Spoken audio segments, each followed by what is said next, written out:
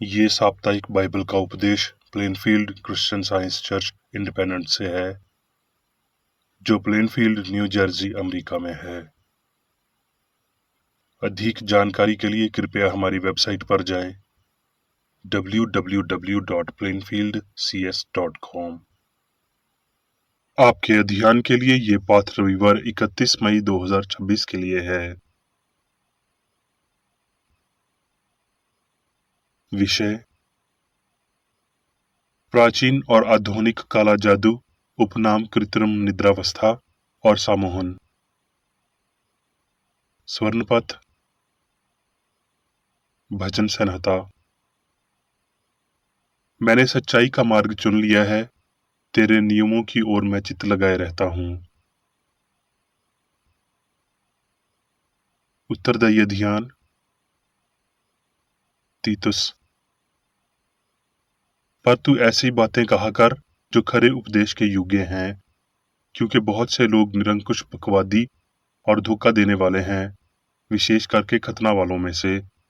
क्योंकि परमेश्वर का अनुग्रह प्रगट है, जो सब मनुष्यों के उद्धार का कारण है, और हमें चिताता है कि हम भक्ति और संसारिक अभिलाषाओं से मन फेर कर इस युग में संयम और धाम और भक्ति से जीवन बिताएं, और उस धन्य आशा की अर्थात अपने महान परमेश्वर और उद्धारकर्ता यीशु मसीह की महिमा के प्रगट होने की बात जोहते रहें, जिसने अपने आप को हमारे लिए दे दिया कि हमें हर प्रकार के अधर्म से छुड़ा ले और शुद्ध करके अपने लिए एक ऐसी जाति बना ले जो भले भले कामों में सरगर्म हो।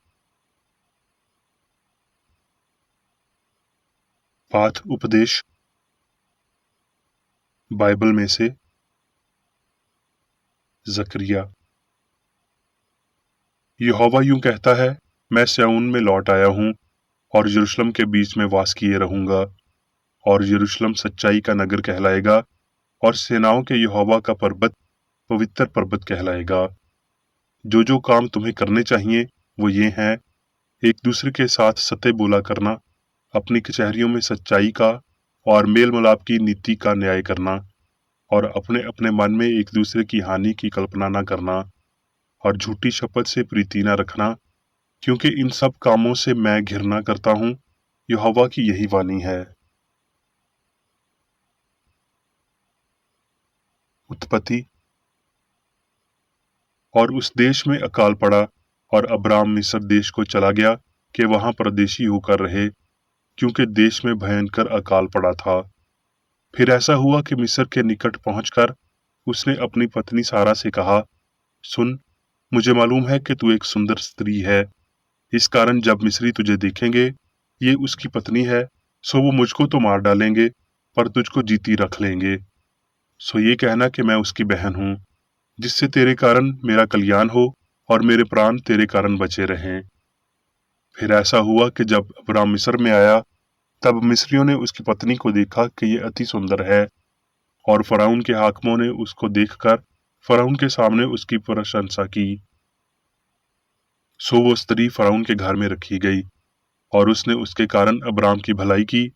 सो उसको भेड़ बकरी, गाय बैल, दास दासियां, गदे गदियां और ऊंट मिले। तब यहोवा ने फराउन और उसके घराने पर अब्राम की पत्नी सारा के कारण बड़ी बड़ी विपत्तियां डालीं। सो फराउन ने अब्राम को बुलवाकर कहा, तूने मुझसे क्या किया है? तूने मुझे क्यों न बताया कि वो तेरी पत्नी है? तूने क्यों कहा कि वो तेरी बहन है? मैंने उसे अपनी ही पत्नी बनाने के लिए लिया, परंतु अब अपनी पत्नी को लेकर यहाँ से चला जा। और फराउन ने अपने आदमियों को उसके विषय में आज्ञा दी, और उन्होंने उसको और उसकी पत्नी को सब संपत्ति समेत जो उसका था विदा कर दिया। नीति वचन। झूठों से यहोवा को गिरना आती है, परंतु जो विश्वास से काम करते हैं उनसे वो प्रसन्न होता है। उत्पत्ति। इन बातों के पश्चात यहोवा का ये वचन दर्शन में अब्राम के पास पहुंचा कि हे अब्राम, मत डर, तेरी ढाल और तेरा अत्यंत बड़ा फल मैं हूं। उसने यहोवा पर विश्वास किया, और यहोवा ने इस बात को उसके लेखे में धर्म गिना। उत्पत्ति। जब अब्राम 99 वर्ष का हो गया, तब यहोवा ने उसको दर्शन देकर कहा, मैं सर्वशक्तिमान ईश्वर हूँ, मेरी उपस्थिति में चल और सिद्ध होता जा। सो अब से तेरा नाम अब्राम न रहेगा, परंतु तेरा नाम इब्राहिम होगा, क्योंकि मैंने तुझे जातियों के समूह का मौला पिता ठहरा दिया है। फिर परमेश्वर ने इब्राहिम से कहा, तू भी मेरे साथ बांधी हुई वचा का पालन करना, तू और तेरे पश्चात तेरा वंश भी अपनी अपनी पीढ़ी में उसका पालन करे। रोमियो। सो हम क्या कहें कि हमारे शारीरिक पिता इब्राहिम को क्या प्राप्त हुआ? पवित्र शास्त्र क्या कहता है? ये कि इब्राहिम ने परमेश्वर पर विश्वास किया और उसके लिए धार्मिकता गिना गया, कि धन्य है वो जिनके अधर्म क्षमा हुए और जिनके पाप ढांपे गए। धन्य है वो मनुष्य जिसे परमेश्वर पापी न ठहराए। रोमियो। इसलिए हे भाइयों, मैं तुमसे परमेश्वर की दया स्मरण दिलाकर विनती करता हूँ कि अपने शरीरों को जीवित और पवित्र और परमेश्वर को भावता हुआ बलिदान करके चढ़ाओ। यही तुम्हारी आत्मिक सेवा है। और इस संसार के सिदर्श न बनो, परंतु तुम्हारी बुद्धि के नए होने से तुम्हारा चाल चलन भी बदलता जाए, जिससे तुम परमेश्वर की भलाई और भावती और सिद्ध इच्छा अनुभव से मालूम करते जाओ।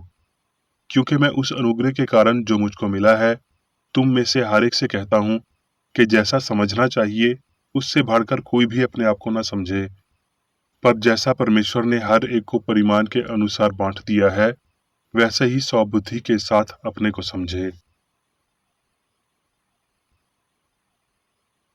करंथियों।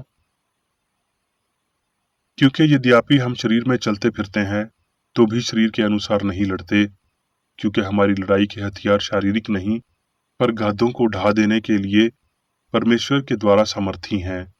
सो हम कल्पना को और हर एक ऊंची बात को जो परमेश्वर की पहचान के विरोध में उठती है, खंडन करते हैं और हर एक भावना को कैद करके मसीह का आज्ञाकारी बना देते हैं। प्रकाशित वाक्य।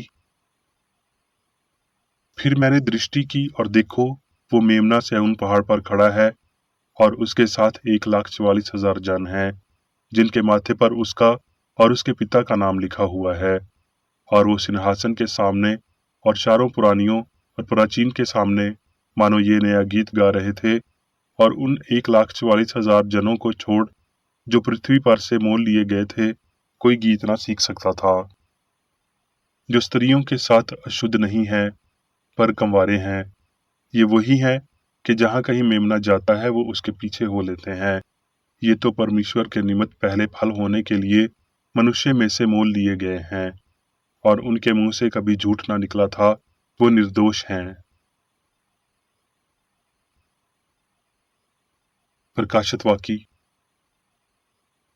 और मैंने आग से मिले हुए कांच का सा एक समंदर देखा, और जो उस पशु पर और उसकी मूरत पर और उसके नाम के अंक पर जयवंत हुए थे, उन्हें उस कांच के समंदर के निकट परमेश्वर की वीणाओं को लिए हुए खड़े देखा। और वो परमेश्वर के दास मूसा का गीत और मेमने का गीत गा गा कर कहते थे कि हे सर्वशक्तिमान प्रभु परमेश्वर, तेरे कार्य बड़े और अद्भुत हैं। हे युग युग के राजा, तेरी चाल ठीक और सच्चाई है। अब मैं मेरी बेकर एडी द्वारा क्रिश्चियन साइंस की किताब विज्ञान और स्वास्थ्य शास्त्रों की कुंजी के साथ के साहस संबंधी अंश पढ़ूंगा। विज्ञान और स्वास्थ्य। ईमानदारी आध्यात्मिक शक्ति है, बेईमानी मानवीय कमजोरी है जो दिव्य सहायता से वंचित है। आप पाप को उजागर करते हैं, चोट पहुंचाने के लिए नहीं, बल्कि भावतिक व्यक्ति को आशीर्वाद देने के लिए।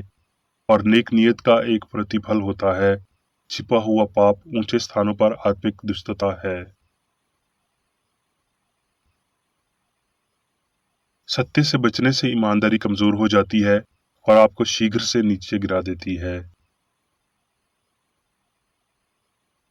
क्रिश्चियन साइंस भावतिक इंद्रियों के प्रमाण से ऊपर उठती है, परंतु यदि आप स्वयं पाप से ऊपर नहीं उठते हैं तो बुराई या उस भलाई के प्रति अपने अंधेपन के लिए स्वयं को बधाई न दें, जैसे आप जानते हैं और आपने किया नहीं। एक बेईमान स्थिति मसीही वैज्ञानिकता से बहुत दूर है। जो अपने अपराध छिपा रखता है उसका कार्य सफल नहीं होता, परंतु जो उनको मान लेता है और छोड़ भी देता है उस पर दया की जाएगी। ये अच्छी तरह जानते हुए कि गलती, बुराई और नफरत के लिए सत्य और प्रेम के शानदार नतीजे पाना नामुमकिन है, हर विद्यार्थी के मन में दिव्य विज्ञान की गहरी छाप, ठीक होने के लिए जरूरी नैतिक और आध्यात्मिक योग्यताओं की ऊंची भावना छोड़ने का प्रयास करें। यदि विद्यार्थी क्रिश्चियन साइंस की शिक्षाओं का सख्ती से पालन करता है और इसके नियमों को तोड़ने की हिम्मत नहीं करता, तो उसे ठीक होने में सफलता मिलेगी।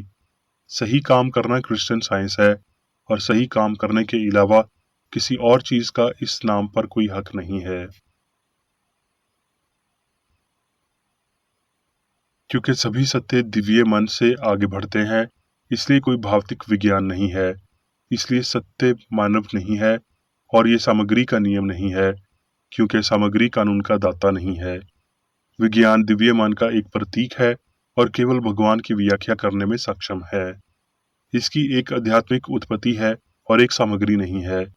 ये एक दिव्य उच्चारण है, दिलासा देने वाला, जो सभी सत्य का नेतृत्व करता है। मन की चिकित्सा के विज्ञान में ईमानदार होना अति आवश्यक है, क्योंकि जीत अपरिवर्तनीय अधिकार के पक्ष में है। परमेश्वर को समझने से आशा मजबूत होती है, सत्य में विश्वास मजबूत होता है और यीशु के ये शब्द सच साबित होते हैं, और देखो, मैं जगत के अंत तक सदैव तुम्हारे संग हूं। जब परमेश्वर बीमारियों या पापों को ठीक करता है, तो उन्हें उस महान लाभ को जानना चाहिए जो मन से घड़ा है। उन्हें नश्वर मन के महान भरम को भी जानना चाहिए जब ये उन्हें बीमार या पापी बनाता है। बहुत से लोग दिव्य मन में अच्छे निवासी की शक्ति के लिए लोगों की आंखें खोलने के लिए तैयार हैं, लेकिन वो मानव विचार में बुराई को इंगित करने के लिए तैयार नहीं हैं, और बुराई को पूरा करने के लिए बुराई के छुपे हुए मानसिक तरीकों को उजागर करने के लिए तैयार नहीं हैं। ये पिछड़ापन बुराई से बचने के लिए जोखिम क्यों आवश्यक है? क्योंकि लोग आपको तब ज्यादा पसंद करते हैं जब आप उनके गुण बताते हैं, ना कि तब जब आप उन्हें उनके दोष बताते हैं। विश्वास विश्वास के परिणाम उत्पन्न करता है और इसके द्वारा लगाए गए दंड तब तक बने रहते हैं जब तक विश्वास और उससे अविभाज्य होते हैं। उपचार में समस्या की तह तक जांच करना, विश्वास की इस त्रुटि का पता लगाना और उसे अस्वीकार करके बाहर निकालना शामिल है, जो एक नश्वर विकार उत्पन्न करती है। गलत विश्वास को कभी भी कानून से सम्मानित नहीं करना और न ही उसका पालन करना चाहिए। सत्य, जीवन और प्रेम ही मनुष्य पर एकमात्र वेद और शाश्वत मांग है, और वो आध्यात्मिक कानून निर्माता जो ईश्वरीय विधियों के माध्यम से आज्ञाकारिता को लागू करते हैं। दिव्य बुद्धि द्वारा नियंत्रित मनुष्य समाज जैसा पूर्ण और शाश्वत है। उनके सभी रूपों में बीमारी और बुराई के दावों को बेनकाब और उनकी निंदा करें, लेकिन इसमें कोई वास्तविकता का एहसास न करें। एक पापी को केवल ये आश्वासन देकर सुधारा नहीं जाता कि वो पापी नहीं है, क्योंकि पाप है ही नहीं। पाप के दावे को कम करने के लिए आपको इसका पता लगाना होगा, मुखौटा हटाना होगा, भरम को इंगित करना होगा और इस तरह पाप पर विजय प्राप्त करना होगी और इसकी असत्यता को साबित करना होगा। बीमार केवल ये घोषित करने से ठीक नहीं होता कि कोई बीमारी नहीं है, बल्कि ये जानने से कि कोई बीमारी नहीं है। पापी पहला पत्थर मारने से डरता है। वो एक छल के रूप में कह सकता है कि बुराई असत्य है, लेकिन इसे जानने के लिए उसे अपने कथान का प्रदर्शन करना होगा। मनुष्य आत्मा का प्रतिबिंब है। वो भौतिक अनुभूति का प्रत्यक्ष विपरीत है। जब हम आत्मा को आत्माओं में विभाजित करते हैं, तो हम त्रुटि में भाग लेते हैं। मन ही मन में गलती करते हैं और मन को त्रुटि मान लेते हैं। फिर मन को एक पदार्थ के रूप में होना चाहिए और बुद्धि के सामने कार्य करने के लिए एक अनैतिकता और मृत्यु के मैट्रिक्स को अमृता होना चाहिए। हमें सच्चे दिल से कभी निराश होने की जरूरत नहीं है, लेकिन उन लोगों के लिए बहुत कम आशा है जो कभी कभार ही अपनी दुष्टता का सामना करते हैं और उसे छुपाने की कोशिश करते हैं। उनकी प्रार्थनाएं अनुकर मानकाएं हैं जो उनके चरित्र से मेल नहीं खाती। वो पाप के साथ गुप्त संगति रखते हैं और ऐसे बाह्य कार्यों के बारे में यीशु ने कहा कि सफेदी फिरी कब्रों की तरह सभी अशुद्धता से भरी हुई। सही प्रार्थना करने के लिए हमें कोठड़ी में प्रवेश करना चाहिए और दरवाजा बंद करना चाहिए। हमें होंठों को बंद करना चाहिए और भौतिक इंद्रियों को शांत करना चाहिए। गंभीर लालसाओं के शांत अभियारने में हमें पाप को निकारना चाहिए और परमेश्वर की पूर्णता की याचना करनी चाहिए। हमें सूली को उठाने का संकल्प लेना चाहिए और काम करने के लिए ईमानदार दिलों के साथ आगे बढ़ना चाहिए और ज्ञान, सत्य और प्रेम की तलाश करनी चाहिए। हमें दैनिक प्रार्थना करनी चाहिए। ऐसी प्रार्थना का उत्तर तब तक मिलता है जब तक हम अपनी इच्छाओं को व्यवहार में लाते हैं। गुरु का आदेश है कि हम गुप्त रूप से प्रार्थना करें और अपने जीवन को अपनी ईमानदारी को प्रमाणित करने दें। सत्य को समझने से पहले सच्चाई की आध्यात्मिक समझ हासिल करनी चाहिए। इस भावना को केवल इसलिए आत्मसात किया जाता है क्योंकि हम ईमानदार, निस्वार्थ, प्यार और नम्र हैं। ईमानदार और अच्छे दिल की मिट्टी में बीज बोया जाना चाहिए। इसके अलावा ये मानव प्रकृति में मूल तत्व को उखाड़ फेंकने के लिए अधिक प्रभावी नहीं है। अनुभव को सद्गुण की पाठशाला होना चाहिए और मानवीय खुशी मनुष्य की सर्वोच्च प्रकृति से निकलनी चाहिए। जीवन, पदार्थ या बुद्धि के मामले में होने वाली त्रुटि के विपरीत होने के सत्य पर टिके रहें। सत्य के प्रति ईमानदार विश्वास और दिव्य विज्ञान के अपरिवर्तनीय, अचूक और निश्चित प्रभाव के सुस्पष्ट धारणा के साथ निवेदन करें।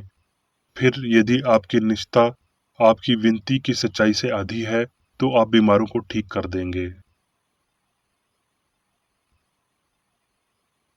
अब मैं मेरी बेकर एडी द्वारा चर्च मैनुअल में दिए गए 3 दैनिक कर्तव्यों को पढ़ूंगा। दैनिक प्रार्थना। प्रत्येक दिन प्रार्थना करने के लिए इस चर्च के प्रत्येक सदस्य का कर्तव्य होगा, तुम्हारा राज्य आए, ईश्वरीय सत्य, जीवन और प्रेम के शासन को मुझ में स्थापित कर और मुझ पर शासन कर। और तेरा वचन सभी मनुष्यों के स्नेह को समृद्ध कर सकता है और उन पर शासन कर। आदेशों और कर्तव्यों के लिए एक नियम। ना तो दुश्मनी और ना व्यक्तिगत लगाव मदर चर्च के सदस्यों के आदेशों और कर्तव्यों पर लागू करना चाहिए। विज्ञान में दिव्य प्रेम ही मनुष्य को नियंत्रित करता है और एक क्रिश्चियन विज्ञानी प्यार की मीठी सुविधाओं को दर्शाता है। प्यार में डांटने पर, सच्चा भाईचारा, परोपकार और क्षमा में। इस चर्च के सदस्यों को प्रतिदिन ध्यान रखना चाहिए और सभी बुराई दूर करने, भविष्यवाणी, न्याय करने, निंदा करने, परामर्श देने, प्रभावित करने या गलत तरीके से प्रभावित होने से बचने के लिए प्रार्थना करनी चाहिए। कर्तव्य के प्रति सतर्कता। इस चर्च के प्रत्येक सदस्य का ये कर्तव्य होगा कि वो प्रतिदिन आक्रामक मानसिक सुझाव से बचाव करे और भूल कर भी ईश्वर, नेता और मानव जाति के प्रति अपने कर्तव्य की उपेक्षा नहीं करनी चाहिए। उनके कामों से उन्हें आंका जाएगा और वो उचित या निंदनीय होगा।